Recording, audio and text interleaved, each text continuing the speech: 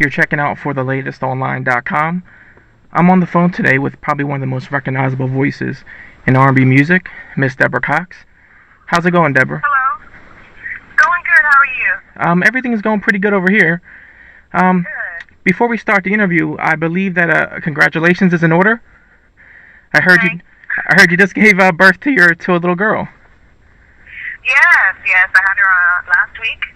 Wow. And she is just an angel. We're really, really happy that she's finally here. I got so anxious toward the end of the pregnancy. So I'm glad it's that part's finally over and I can start enjoying her. Okay, and what's her name? Being at home. Her name is Kayla. Kayla. Okay, it's a pretty name. Thanks. Okay. What I want to do is talk about your Juno Award nomination for Best R&B Album. Right. I guess for the people over here in the States that may not be familiar with the Juno Awards, from my understanding, they're pretty much like the equivalent of the Grammy Awards. And, what was your reaction when you heard that you were nominated for the award? Because I believe you were a previous nominee and winner before, is that correct? Yes. Okay. Yes, it was really gratifying. I was really excited when I heard about the nomination, just because I hadn't been nominated in a while. Last year I was nominated in the jazz category for the Dinah Washington project, but it was nice to be recognized for this body of work. It actually made the cutoff time, so it was really good, to hear of the nomination. I'm going to attend at the end of the month. Oh, wow. Hopefully I'll be taking another one of those babies home. All right, there you go. It'll just be, it's great being nominated. You get a great gift bag. And there's a lot of, fun parties to go to, so. And the album you're nominated for is The Promise, which is your latest effort. Yes. All right. There's a few tracks I want to talk about if you don't mind.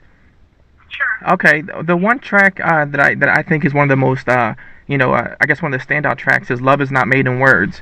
Oh, okay. Yeah. When I first heard it, when I first bought the CD, actually, when it came out in November, I bought it just as a fan of your music. I went and I bought it online, and, right. and I believe it's actually the first song on the CD. And I was listening to the song, and I'm like, okay, like, wow, okay, like, you're very consistent musically, your style is always present, over everything else. Where did that song come from, and what does that song mean to you?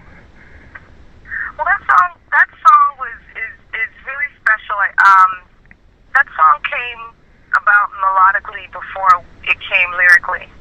So, myself, Jam and Lou and Big Jim, when we were putting the song together, it was purely out of, it was very melody driven. We didn't really have a title or even a subject matter to write about in the beginning. But once the melody was pretty much locked in, then we sort of talked about what sort of issues, maybe friends and family were having. Right. A lot of the topics in the songs come from conversations that we have in the studio.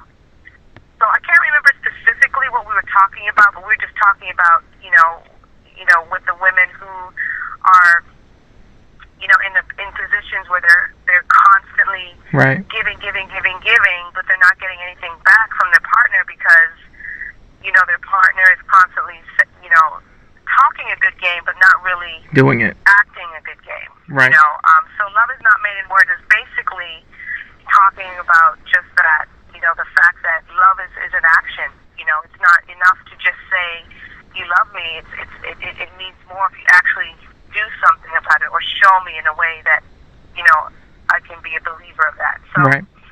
Okay. That's how that song came about. Okay. All right. I know your latest single, Saying Goodbye. Right. I personally, out of all honesty, when I listen to the song, again, as a fan, that's one of my favorite songs, period, on the album. And no problem. Could you explain again just that meaning of the song? Well, that song I think has really resonated with a lot of people as a favorite because it's an empowering song. At the end of the day, it's like even though you might be in a bad situation. Saying goodbye can actually turn out to be a good thing.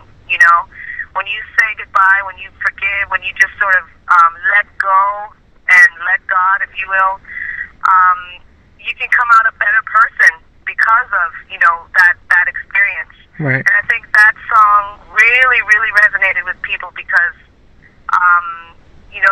there are many, many people who go through that very thing. They start out thinking that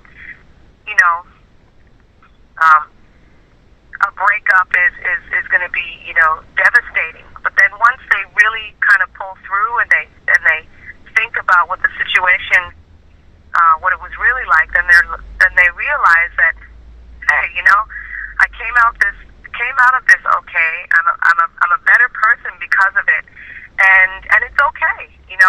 So saying goodbye is not such a bad thing. So I love that the song really has an empowerment undertone, right, even though it might seem like it's sort of negative. It's a negative that turns into a positive.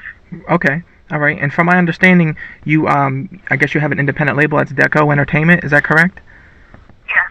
Okay. Deco Recording Group is the label. Okay. And this is your second release under the label, correct? Yeah. Okay. All right. Can I ask you, Deborah, what do you feel are the advantages and or disadvantages, if any, of being independent and not necessarily having the major label backing you? Well, it's a heck of a lot more work. I think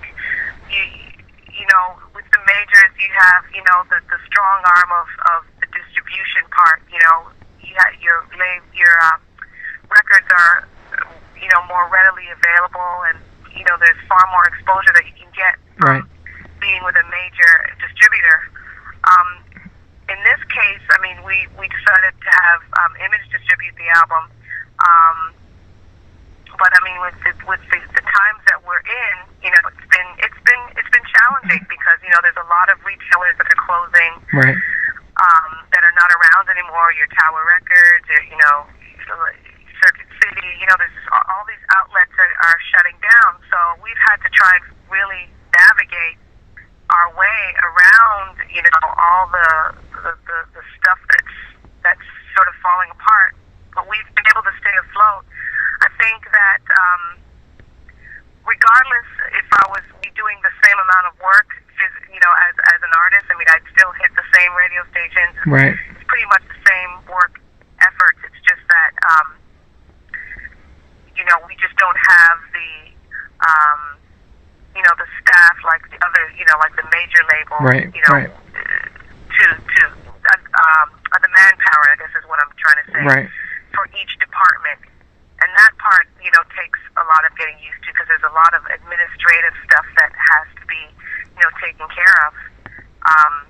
And so that, can take time away from the creative. But, the rewards are very, it's very rewarding at the end of the day, and there's not as much pressure to sell, as many right records, Right. Okay.